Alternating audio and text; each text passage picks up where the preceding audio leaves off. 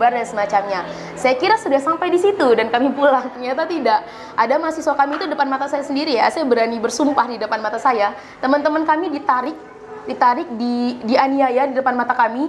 Masa kalau udah ditarik oke lah, mungkin diamankan atau semacam mau ditanya-tanya. Ini nggak ditarik, dipukul-pukul oleh beberapa oknum yang ternyata kami kira dalam barisan, ternyata Allahu a'lam ya siapa ya, tapi yang kami lihat pertama di dalam barisan, ternyata kemudian dia memihak ke sebelah sana dan menjadi kuman lah di dalam barisan kami.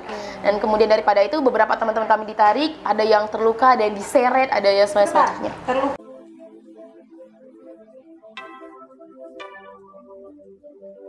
Assalamualaikum warahmatullahi wabarakatuh. Kembali lagi ya dengan saya Siti Aminah. Kita cuap-cuap di podcast Inong Talk, pastinya masih berbicara tentang perempuan ya, inspiratif dan juga informasi yang edukatif yang hari ini sedang viral. Kita akan bahas ya di podcast Inong Talk. Ada dua bintang tamu kita yang sangat luar biasa, pastinya sudah hadir di podcast kita. Ada Fitri ya. Assalamualaikum Fitri. Waalaikumsalam. Apa kabarnya? Sehat. Kakak ya? sendiri? Alhamdulillah sehat juga. Ini ada Latifani ya. Assalamualaikum Latifani. Waalaikumsalam. Bagaimana nih kabarnya? Alhamdulillah sangat luar biasa. Sangat luar biasa, masih semangat ya. Masih semangat selalu. Ini semangat apa nih? Semangat demo atau semangat panas nih? Semangat pemuda kakak. Oh, semangat pemuda. Baik, kita hari ini sebenarnya ngomongin apa sih sebenarnya ya, dengan dua narasumber kita yang sangat luar biasa. Kita akan membahas tentang isu BBM ya, kenaikan BBM dan juga kontribusi mahasiswa dalam melakukan aksi ya, unjuk aksi sebagai pelopor masyarakat lah, suara masyarakat, sehingga BBM itu tidak jadi naik gitu ya. Jadi ini saya tanya ke Fitri dulu nih, bagaimana sebenarnya Fitri menanggapi isu BBM ini, Fitri? Kalau dibilang isu, ini bukan lagi isu kak, karena memang kalau isu kan belum terjadi nih, tapi sekarang kan udah terjadi. Mengenai masalah kenaikan BBM ini sebenarnya kalau dibilang problem, ini problem. Kenapa saya katakan problem? Walaupun hanya 2.500 yang naik, cuman kita tolak ukurnya tuh dari pertama UMR masyarakat di Indonesia yang 4 juta, 3 juta, 4 juta. Kemudian juga apa sih penyebab sampai pemerintah itu harus menaikkan harga BBM sedangkan minyak dunia itu lagi turun. Yang seinformasi terakhir itu minyak dunia per barel itu 94 ya gitu ya. Jadi penyebabnya itu apa sih, landasannya apa sih sampai pemerintah ingin menaikkan harga BBM. Kemudian ada juga pemerintah mengatakan bahwa ini untuk menyelamatkan APBN kayak gitu. Oke, kita terima bahwasanya pemerintah ingin menaikkan harga BBM dengan untuk menyelamatkan APBN. Tapi jangan hanya satu golongan yang dicekek. Karena di sini ada beberapa problem. Contohnya BUMN. BUMN tuh di akhir-akhir tahun selalu mengalami kerugian, gitu kan? Tapi di setiap penganggaran mereka selalu menganggarkan kembali BUMN tersebut. Kenapa tidak BUMN ini kita lepas? Ayo mandiri dong BUMN, jangan hanya selalu merugi tapi selalu disuntik dengan anggaran-anggaran pemerintah. Kemudian masalah IKN, yang awalnya itu mengatakan bahwa pembangunan IKN ini tidak akan melibatkan anggaran APBN. Tapi sekarang malah IKN itu mendapatkan APBN tersebut, gitu. Jadi kalau ingin memang oke, kita ayo selamatkan APBN sama-sama, cuman jangan hanya satu golongan yang dicekek, jangan hanya masyarakat. Coba BUMN juga dimandirikan dan IKN juga ayo bangun sendiri kayak gitu. Jangan hanya satu golongan yang dicekek. Ya Latifani, kalau misalnya menurut Latifani ini BBM ini wajar nggak naik gitu? Atau memang ini udah adil untuk masyarakat? Oke. Jadi pertama kita bicara tentang kenapa sih BBM ini naik ya.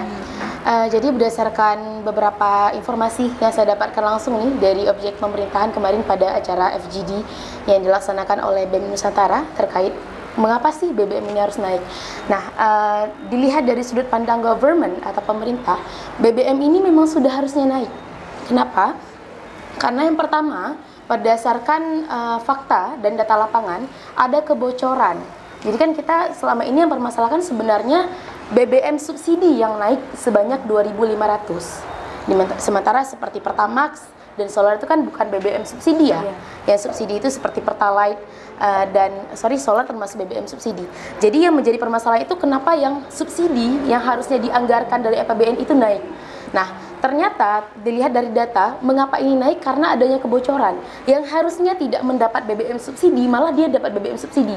Kalau kita lihat sekarang mobil-mobil mahal, mau dia pendapatan berapapun dia tetap akan berlomba mendapatkan BBM subsidi, dan itu yang menjadi masalah. Sehingga saya menanyakan, kenapa dengan adanya kebocoran ini yang seharusnya menjadi lini pemerintah untuk memperketat masalah penjagaan, malah yang menjadi imbasnya masyarakat. Nah, lantas kemudian dijawab oleh saat itu kalau nggak saya Direktur Pertamina Aceh. Beliau bilang seperti ini, ya ini bukan menjadi beban masyarakat, tapi ini adalah langkah dari pemerintah untuk sementara ya udah kita perbaiki dulu. Jadi makanya dinaikkan ini untuk memperbaiki dulu APBN kita supaya nggak jeblok-jeblok amat gitu. Karena kalau dilihat dari data dengan harga yang kemarin itu BBM itu hanya bisa bertahan sampai kalau nggak salah saya Pertalite itu sampai bulan Oktober dan Pertamax itu sampai bulan November. Jadi kalau nggak dinaikkan otomatis APBN kita akan jeblok dan semacamnya. Jadi memang kalau dia dari sudut pandang government ini memang sudah harus naik. Tapi yang menjadi permasalahan dari sudut pandang kita masyarakat nih ya, kita lagi recovery post COVID.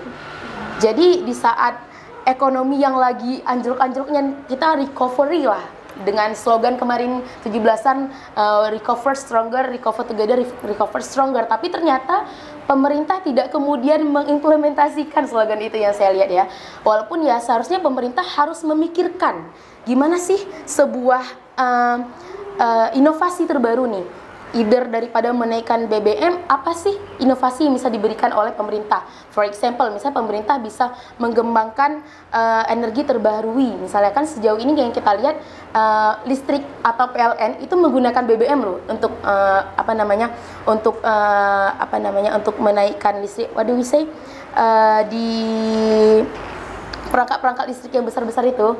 Nah, itu kan mereka menggunakan BBM yang setahu aku tuh sampai 20-an% dipakai BBM secara keseluruhan lebih bahkan.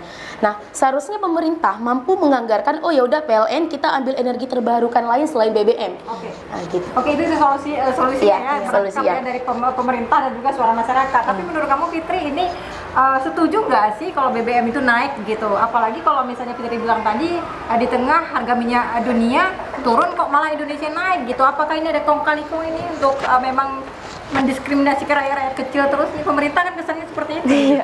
Kalau dibilang kong kali kong kita nggak tahu ya. Di belakang layar itu bagaimana. Cuman kalau ditanya ini worth it nggak dengan harga minyak dunia turun tapi malah naik, kemudian juga seperti yang disampaikan oleh narasumber kita, alasannya itu karena subsidi itu banyak kebocoran-kebocoran dengan mobil-mobil mewah. Kenapa nggak solusinya itu diperketat penjagaan ataupun kayak mobil-mobil mewah tuh tahulah mereka harus kita kemana. Kita anggap aja misalnya kayak Pajero ya, isinya solar 6.500, malah kita yang bawa motor. Iya, benar. Siapa yang kaya nih? Iya, bingung jadinya ya. Siapa yang Bingung. kero nih? Iya, benar. Kecil emang apa? Aduh. Kemudian dengan saya ingat waktu masa Presiden SBY ya yang pernah dinaikkan BBM 200 perak itu sampai yang histeris. Ini 2.500 dengan apa kita bilang lah ini rata-rata masyarakat kita Indonesia itu udah UMR semua lah kita bilang. Tapi UMR pun belum cukup untuk memenuhi kebutuhan. 3 juta sampai 4 juta itu UMR dengan sehari isi minyak dengan keluarga segala macam. Kenapa harus Kenapa harus itu solusinya begitu? Yang disampaikan tadi sama narasumber kita karena kebocoran. Apa tidak ada solusi lain selain daripada ini? Oke. Untuk menyelamatkan APBN, apa nggak ada solusi lain untuk menyelamatkan APBN daripada ini? Begitu. Oke, agak itu ya Fitri. Tapi Latifani ya kan, jadi kenaikan BBM ini tentu ada alasan-alasan misalnya pemerintah lakukan. Dan juga menurut kamu nih, masyarakat kita ya, apakah memang sudah cukup nih keuangannya sehingga mereka mau nggak mau harus legowo gitu menerima keputusan pemerintah yang memang menurut kebanyakan masyarakat ini sangat diskriminatif gitu. Ya, aku sempat aware banget ya dengan isu ini di Twitter. dikatakan dibandingkan antara negara Indonesia dengan negara-negara lain dengan harga BBM yang hampir-hampir sebanding, ada yang juga harga BBM yang rendah, ternyata UMR jauh lebih tinggi daripada Indonesia dan semacamnya. But to be honest, yang aku lihat bahwasanya negara kita ini belum UMR secara keseluruhan. Iya. Di Aceh aja lah. Ini kita bilang udahlah 3-4 juta itu udah sama rata, tapi belum cukup juga dengan menaikkan BBM 2 juta 2.500. Bayang nggak sih 2-3 juta, 3-4 juta itu mereka ada anak di rumah, istri segala macam. Sebenarnya bukan 2-3-4 juta ya Fitri, tetapi kalau misalnya survei dari lapangan mungkin kalau PNS bisa seperti itu ya. Tapi yang non PNS ini rata-rata di bawah 1 juta. Itu, di bawah ya, 1 juta masalahnya. Iya. Jadi yang UMR yang kita bicarakan ini kan adalah skala nasional ya, tanpa melihat skala regional. Dan di Aceh sendiri UMR itu setahu aku ya di atas 2 juta tuh bahkan nggak sampai.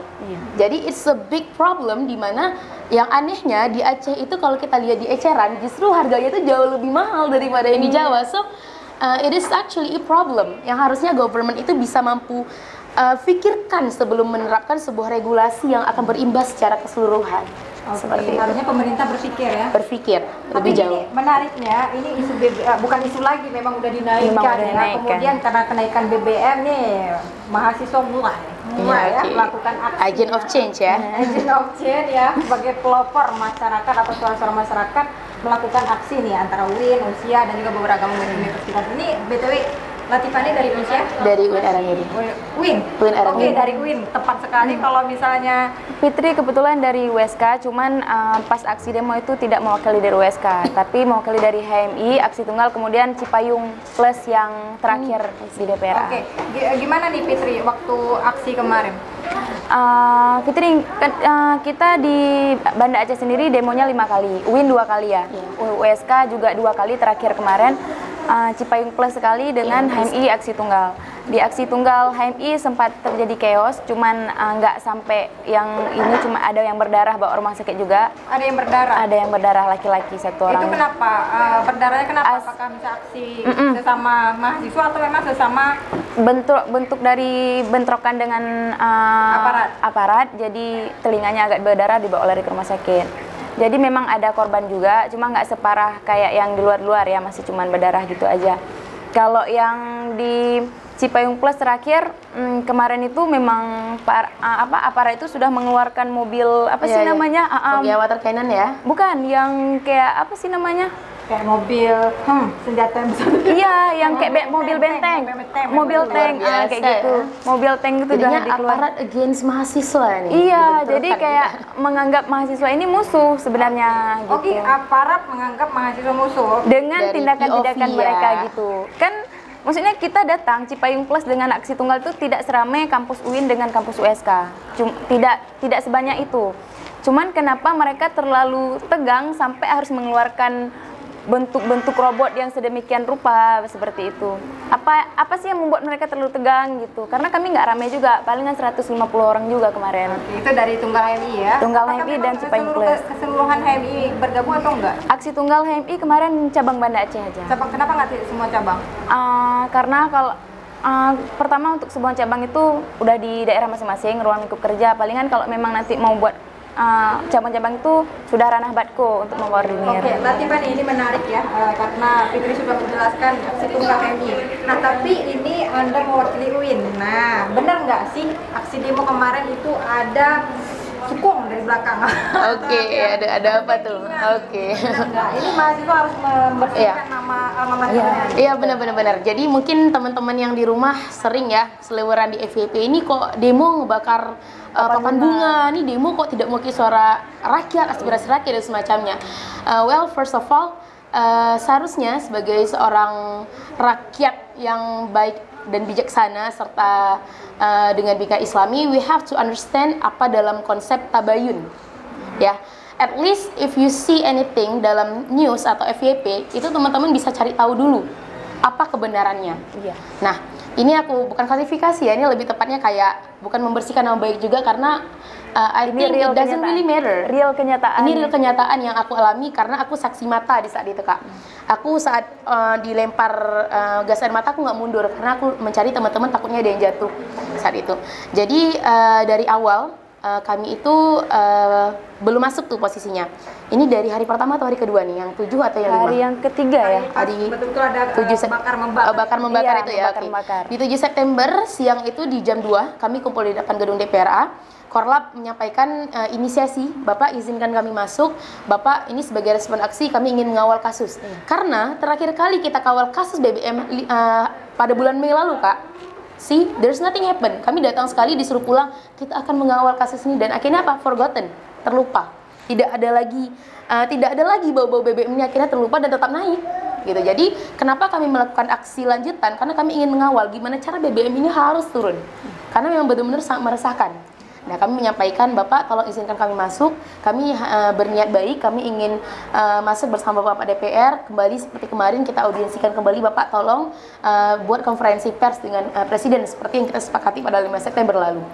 Lalu dari I kind of forgot karena nggak kelihatan langsung, perwakilan dari Polresta ya kalau nggak salah, atau Polda, beliau bilang gini, adik-adik yang dari kampus Islam, dari kampus Islam harusnya kalian mampu mencerminkan Islam, gitu. Kalian ini seharusnya tidak ini, di saat itu kami belum melakukan apapun, Kak, hanya berdiri and we just ask untuk masuk. Kami belum godor-godor, belum ngapa-ngapain. And then dia membanding-bandingkan aksi kami dengan aksi beberapa instansi lain. Yang saat itu kami posisinya memang agak terbakar ya. Siapa sih yang nggak terbakar dibanding-bandingkan? Sesama anak aja dibandingkan sakit hati gitu ya. Tapi saat itu kondisi massa masih aman, masih tentram, belum chaos at all. Chaosnya itu dimulai ketika pernyataan dari polisi untuk menyatakan kami tidak boleh masuk, maka massa harus pulang dan bubar. Situ kami menuntut, oh ini kok tidak sesuai dengan kesepakatan awal. Artinya sudah terjadi kesepakatan? Sudah terjadi kesepakatan, sudah ditandatangani. Tapi pura-puranya Pura-puranya lupa ini, lupa dikhianati. atau dikhianati. Jadi sudah cukup lah pemerintah pusat yang mengkhianati kepercayaan masyarakat. Masa pemerintah Aceh yang diberikan asas spesialis juga mengkhianati nih perjuangan mahasiswa Aceh. Oke, Gitu. jadi dengan begitu kalian marah dan bakar-bakar? Belum. Nah, jadi ketika kejadian kami tidak diberikan masuk, kami ingin masuk dong, kami mendorong massa supaya masuk. Tapi kan saat itu posisi polisi itu ramai banget ya, mereka tuh kayak kesatuan yang solid gitu di dalam.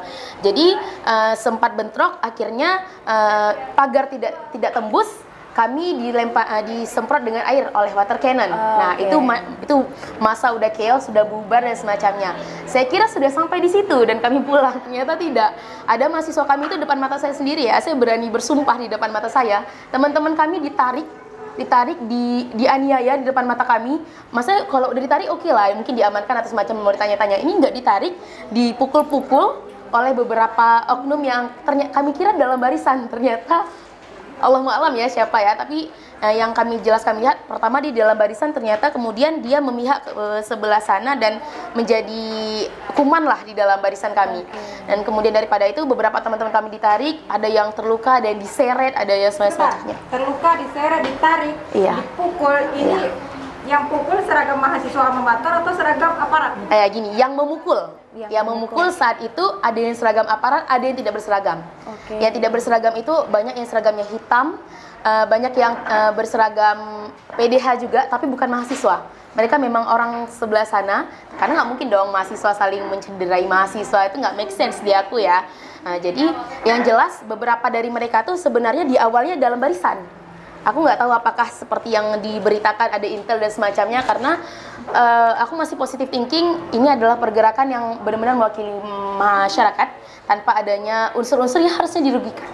Nah, lantas setelah beberapa teman-teman kami diamankan, itulah chaos, Kak. Kami kan sebagai mahasiswa, of course lah kita defend ourselves dong. Kami nggak mungkin lihat teman-teman kami dipukul, kami diam aja tahu, oh ya udah Pak silakan dipukul atau semacamnya. Terus terjadi kebakaran?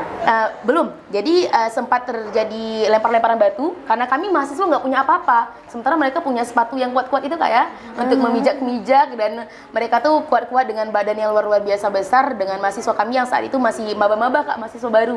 Jadi kasihan juga, akhirnya kami terlibatlah aksi antara mahasiswa against aparat yang harusnya tidak terjadi, teman-teman, disesali ya. Jadi ketika mereka mengejar kami defend-nya itu dengan lempar batu supaya tidak ada lagi yang dikejar gitu. Nah, setelah lempar batu, bukti kekesalan mahasiswa itu, jadi salah satu daripadanya aku lihat depan mataku Kak ya. Jadi ada yang pakai baju hitam, I don't know who is he, apakah dia, tapi setahu aku dia bukan mahasiswa karena aku setiap konsolidasi aku datang Kak. dan aku tahu orang-orangnya yang mana-mana aja. Jadi aku nggak tahu dia mahasiswa atau bukan. Yang jelas orang juga nggak kenal dia. Aku udah tanyain tuh kenal nggak sih siapa yang awal. Provokator di dalam. Seperti biasanya aksi pasti akan ada gitu ya. Jadi beliau menumbangkan salah satu daripada papan bunga kakak. Dia tumbangkan, terus dia bakar aja semua, bakar aja. Nah teman-teman kami tersulut emosi dong karena saat itu keadaan sangat chaos. Jadi kayak, oh ya, ayo bakar dah. Jadi yang terbakar itu ada 3 papan yang dibakar di tengah-tengah, yang lainnya itu cuma ditumbangkan, dihancurkan dan semacamnya. Oke, menarik ya. Menegangkan. Ini sangat menegangkan. Menarik dan menegangkan, tapi nggak apa. Fitri, ini ketika kamu melakukan aksi tunggal gitu ya, apa respon? Apakah ada respon dari DPR atau tidak ada respon sama sekali? Oke, pertama kami aksi itu jam 2 siang. Kami datang jam 2 siang, kami datang menjumpai, kebetulan aksi tunggal HEM itu dilaksanakan di Pertamina. Kenapa di Pertama? Karena Pertamina itu interval. Pertamina itu bisa dia mengambil sikap, mengatakan kepada Presiden bahwa tidak layak BBM naik itu dengan harga minyak segini. Dia bisa membantah sebenarnya Pertamina. Cuman karena itu kami datang ke Pertamina, kenapa sih mengiyakan kenaikan BBM. Jadi di jam 2 kami datang itu mereka datang, mereka menjumpai kami, kami ngobrol, cuman belum masih tanya jawab seputaran itu kenapa diiyakan segala macam. Kemudian belum selesai karena sempat yang si ketua di Pertamina itu tidak mau yang apa yang diinginkan oleh mahasiswa. Kemudian di jam 4 kami bilang kami mau sholat dulu. Sholat kami di Mushola Bulog waktu itu dekat. Jam 4.20 kami balik lagi. Pas balik si bapak ini nggak mau keluar lagi dan nggak mau memberikan respon lagi. Nggak mau memberikan respon.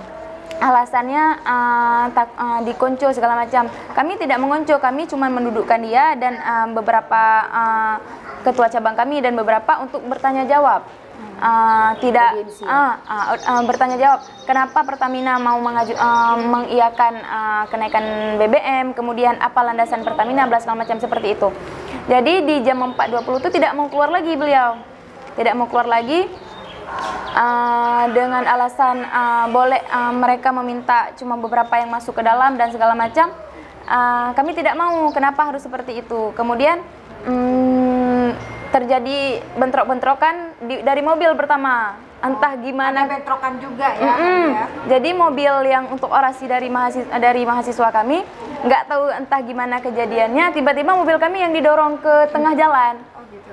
Jadi nggak terima dong, anak himpunan mahasiswa Islam didorong balik di depan pagarnya ditutup nih, didorong balik, dah terjadilah aksi dorong-dorong. Kemudian karena bentuk dari udah emosi tadi, dibakar bannya lah, tapi di pinggir jalan dibakar ban. Nggak terima orang itu dibakar ban, mulailah keluar orang tuh bawa yang apa namanya, Kemudian udah bentrokan, memang lama tuh bentrokannya, model tadi dorong. Keluarlah mobil gede untuk yang water cannon tuh dari DPRA tuh. Abis itu keluarlah Polresta. Keluar mobil gede itu dari DPRA, kemudian datang mereka dengan jubah-jubah dengan benteng-benteng mereka itu. Keluarlah Bapak Kapolresta. Mahasiswa yang ini nggak banyak? Nggak banyak memang, itulah nggak. Iya, kalau UIN WSK kan rame pasukannya. Kalau ini kan organisasi OKP kan. Tapi HMI harusnya rame juga, tapi mungkin karena nggak bersatu ya. Rame, kami ada sekitaran 200 orang. Dari itu cabang Banda Aceh sendiri. Batko tidak turun tangan. Tidak gabung. Menarik sekali ya pemirsa Inotalk, bukan menarik juga, tapi menegangkan tempatnya ya, karena memang dua narasumber kita hari ini punya kapasitas Fitri sebagai ketua cabang ya, Kohati ketua cabang Banda Aceh, dan juga melakukan orasi di bidang ini. Tapi juga Latifani ini perwakilan UIN. Tapi begini Latifani, ada isu nih, benar nggak sih UIN sama USK pecah kongsi? Oke, ini menarik ya. Mungkin aku boleh klarifikasi yang tadi nggak kak? Karena tadi ada kelewatan. Nah, sebelum aksi bakar-bakaran itu polisi menembakkan 3 kali gas air mata. 3 kali guys, yang ke arah mahasiswa. Yang pertama itu belum chaos, itu kami masih lari dong karena baru kena gas air mata masih panik gitu ya, sampai ada yang pingsan semacamnya. Yang kedua mulai ada perlawanan karena udah ada yang tarik-tarik. Yang ketiga itu baru kami mundur massa semua karena banyak udah ditangkap, kami tidak ingin ada korban jiwa lagi, kami mundur. Nah itu klarifikasinya tadi. Nah masuk kepada pembahasan kakak tadi tentang ada apa sih antara UIN dan USK ya? USK sama UIN saling ngejek-ngejek nih. Iya. Kalau misalnya satu isu atau satu tuntutan bergabung ya dalam satu semua warna almet ya depan-depannya. Apakah beda backingan? Wah, backingan mana nih gitu ya? Enggak. Jadi kita mulai dari awal konsolidasi dulu Kak ya. Jadi konsolidasi kami itu tunggal dilaksanakan pada hari Sabtu siang, itu konsolidasi internal UIN Araniri. Kemudian malam Minggu kami melaksanakan konsolidasi umum terbuka. Nah, jadi berdasarkan informasi dari Presma kami sudah diajak secara kekeluargaan terhadap Presma USK untuk bergabung dalam gerakan.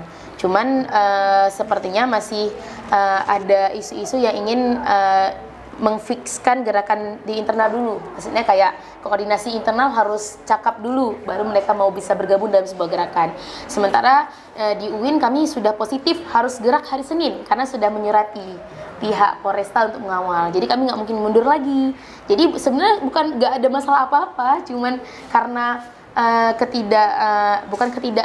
belum selaras waktunya aja gitu.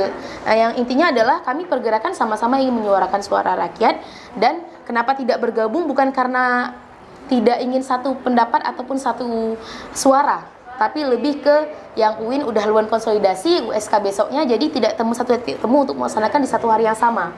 Nah, berlanjut kenapa USK dan UIN saling cerca-cerca nih ya. Jadi mungkin aku mewakili mahasiswa UIN, mohon maaf nih ya, mungkin ada beberapa teman-teman kita yang ikut tersulut emosi mengejek-ngejek kampus sebelah ataupun ya saling balas-balasan ya. Tapi yang jelas teman-teman, yang bisa aku sampaikan adalah harusnya tidak terjadi seperti itu. Iya. Jadi UIN dan USK itu sama-sama kita kampus jantung hati rakyat Aceh, nggak ada yang membedakan. Jadi mungkin teman-teman harus bisa lebih bijak dalam menghadapi sebuah permasalahan. Jangan sampai yang harusnya yang kita cerca, yang harusnya yang kita pertanyakan, malah ketawa-ketawa ngelihat kita berantem. Gitu, karena kemarin aku unik banget ya di FYP TikTok kan banyak ya. Lihat nih pas USK demo nggak ada gini-ginian. Terus Win balas, lah pas USK demo apa hasilnya? Kok kayak ospek semacamnya. Jadi itu menarik, dan akhirnya aku ada ngelihat salah satu komen dari akun Food, dan pas aku telusuri ternyata beliau anggota kepolisian. Beliau bilang gini, wak berantem terus gitu. Jadi at the end of the day yang ketawa itu mereka, yang berantem kita. Jadi benar-benar memang harus solid lagi gitu. Solid lagi ya. Iya. Tidak ada kepentingan di sini ya. Tidak ada kepentingan. Kepentingan itu berarti memang alma mater itu harus menjaga ya. Harus menjaga. Tidak boleh ada kepentingan dan pecah golongan ya, atau pecah kongsi. Ini Fitri, apa sejauh ini ya, sudah berapa hari ini ya apa aksi? Sudah 6 kali aksi ya, Banda Aceh. Banda Aceh 6 kali aksi. Apa yang Fitri tanggapi, apakah memang pemerintah Aceh cepat respon atau tidak? Terakhir Fitri sendiri aksi kemarin di hari Cipaing Plus itu ada beberapa OKP Ormawa yang bergabung. Kebetulan juga yang kayak kakak tahu, Kak Fitri ada orasi di situ. Pertama di situ DPRA dan segala macam itu tidak mau menjumpai karena yang saya tahu Fitri mereka lagi ada rapat di paripurna di dalam. Cuman karena kami ngotot nggak mau pulang dan kemungkinan memang kemarin itu mau ngecamp di situ, jadi di jam 6 lewat itu mereka keluar. Jadi kami meminta dari perwakilan fraksi untuk datang menjumpai kami, dan alhamdulillah mereka datang. Dan mereka mengatakan di situ waktu itu yang ngomong itu Bapak Hendra Budian, kalau nggak salah saya, ya Bapak Hendra Budian. Beliau mengatakan bahwa DPRA sudah menyurati DPR RI. Mereka juga sepakat sama-sama mereka satu barisan dengan mahasiswa, dengan masyarakat, bahwa sama-sama menolak kenaikan harga BBM. Di situ ada 5 poin yang di dalam surat itu. Yang pertama menolak kenaikan BBM, kemudian kenaikan listrik, kemudian yang subsidi itu lebih dilihat lagi, dan 2 poin lagi juga termasuk dalam BBM. Jadi mereka gubernur juga udah menyurati, DPR juga menyurati, dan nggak hanya DPRI yang disurati, Presiden, Menteri BUMN, kemudian Menteri ESDM juga disurati sama. Artinya sudah ada sudah ada keputusan. Cuman kita tunggu, tinggal kita kawal nih sampai tanggal berapa tempo yang diberikan kepada DPRI untuk menyelenggarakan apa nih yang diminta oleh DPRA. Latifah nih, masih ada aksi lanjutan? Nah, untuk aksi lanjutan belum ada suara Kak ya. Jadi kami mungkin masih menunggu nih iktikat baik seperti yang selalu disampaikan ya. Kalian dari WISK apa WSK yang udah ketemu PJ Gubernur? Yang dari WSK sudah ke PJ. Artinya udah ada feedback, ada hasil? Udah, yang dari WSK udah PJ Gubernur sudah menyurati. Dari WIN juga udah surati dari DPRA, dan yang seperti yang disampaikan selalu ya oleh bapak-bapak polisi, tunggu aja deh, ini isu nasional, kalian tetap mengawal aja tapi nggak usah sampai aksi ya. Sekarang aku mau pertanyakan nih, bagaimana cara kami mengawal tanpa aksi? Iya. Kami audiensi aja mungkin nggak ada gubris gitu kan. Jadi aksi ini sebenarnya ada respon isu, pemberitahuan kepada masyarakat, we're here, mahasiswa peduli dengan apa yang terjadi. Jadi kalau ada persenggolan antara mahasiswa dan masyarakat itu patut dipertanyakan ya. Yang harusnya kita ini seia dan seirama dengan betul-betul menuntut bagaimana caranya supaya BBM ini tidak memberatkan, dan kalau memang tidak bisa turun harus ada solusi dari pemerintah. Tentu sangat berat ya pemirsa. Untuk saya sendiri sebagai ibu rumah tangga sangat berat. Ya sangat berat, 10.000 ya biasanya kita kalau misalnya penuh nih motor kita itu 3 hari ya. Sekarang 2 hari. Jadi pemerintah ya tolong kami, karena imbas kenaikan BBM itu nggak hanya BBM ke kendaraan, pangan segala macam. Betul. Itu naik. Dan kita ibu-ibu nih yang ngerasain. Mahasiswa makainomi yang biasanya seminggu adalah bisa masak, sekarang udah nggak bisa masak. Lagi ya di PR ulang tahun. Aduh. Iya. Ini dibagi-bagi. Tapi nggak apa-apa, juga positif. Oke, untuk terakhir nih Latifah nih, karena waktu kita sangat terbatas, apa yang mungkin tapi sebentar dulu sebelum kita closing statement, itu yang papan bunga tembakau udah direspon ya sama rektor, dan rektor juga memberhentikan aksi mahasiswa. Iya, gini, jadi yang respon rektor itu kan mewakili nama instansi secara kelembagaan. Tapi di dalam internal kami juga, kami sebagai mahasiswa bertanggung jawab. Jadi sudah ada inisiasi antara DEMA UIN Araniri skala universitas bicara dengan rektor bagaimana penyelesaiannya, dan insya Allah sudah ada titik temu. Tapi untuk dengan Floris itu masih dalam upaya yang intinya terselesaikan dengan baik, teman-teman. Mungkin ada yang mau disampaikan ini untuk closing statement Fitri kepada mungkin pemerintah, masyarakat dan juga mahasiswa. Silakan Fitri. Bagi pemerintah dulu nih, menaikkan harga BBM itu bukan satu-satunya solusi. Kalau misalkan memang alasannya itu ingin menyelamatkan APBN dan juga kedapatan kebocoran, banyak solusi-solusi lain. Jangan hanya satu golongan yang disudutkan. Kemudian untuk mahasiswa, jangan lemah, tetap kawal. Alhamdulillah sudah ada titik temu dari DPRA, dari Aceh kita sendiri, bahwa mereka juga membersamai sama kita.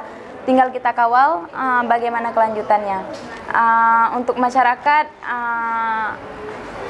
masyarakat yang ada di Aceh, nggak di Aceh deh, di Indonesia, seluruh Indonesia nih, mohon bersabar dan tolong bersabar dulu gitu. Walaupun nggak punya duit, tolong bersabar. Karena nggak ada lain solusinya ini, memang itu kan, karena kenaikan itu berimbas kepada segala macam hal. Itu jadi. Karena mungkin presiden mau kita masuk surga semua. Iya. Oke, mungkin Latifah ini silakan apa mau disampaikan kepada pemerintah.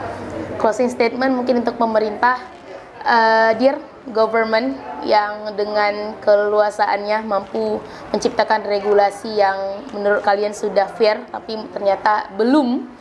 Harapan aku untuk government atau pemerintah sekarang, baiknya sebelum memutuskan sebuah regulasi, kaji benar-benar dari sudut pandang empiris bagaimana masyarakat akan merespon. Jadi tolong benar-benar kaji lagi apakah ada solusi terkait kenaikan BBM ini, karena ini benar-benar akan membawa sebuah malapetaka, inflasi, stagflasi, dan chaos di negara Indonesia.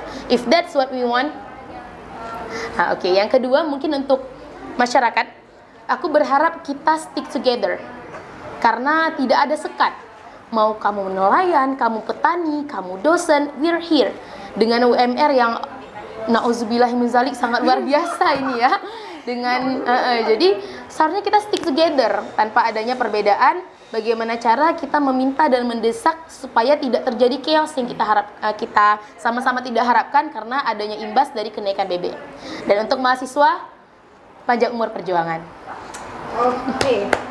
Menarik sekali ya dua narasumber kita ini ya, sangat vokal pastinya, dan tentu pemirsa Iman Talk sudah mendapat ibroh atau ilmu pengetahuan hari ini, pencerdasan dari dua tokoh insya Allah generasi sukses nanti di masa akan depan, dan ini memperjuangkan hak-hak rakyat ya. Jadi kita bersama mahasiswa pastinya, bukan bersama pemerintah untuk hari ini. Aduh. Ini bukan bersama pemerintah tapi bersama rakyat ya, karena memang suara rakyatlah yang kita dengar ya. Baik pemirsa yang tonton terus podcast kita di setiap hari Rabu pukul 10 pagi dan juga Sabtu, dan jangan lupa like, share, and subscribe agar kita termotivasi untuk memberikan suara-suara dan informasi yang edukatif, kisah-kisah inspiratif tentang perempuan-perempuan Aceh yang hebat pastinya. Saya Siti Aminah mohon undur diri. Assalamualaikum warahmatullahi wabarakatuh. Waalaikumsalam. Terima kasih.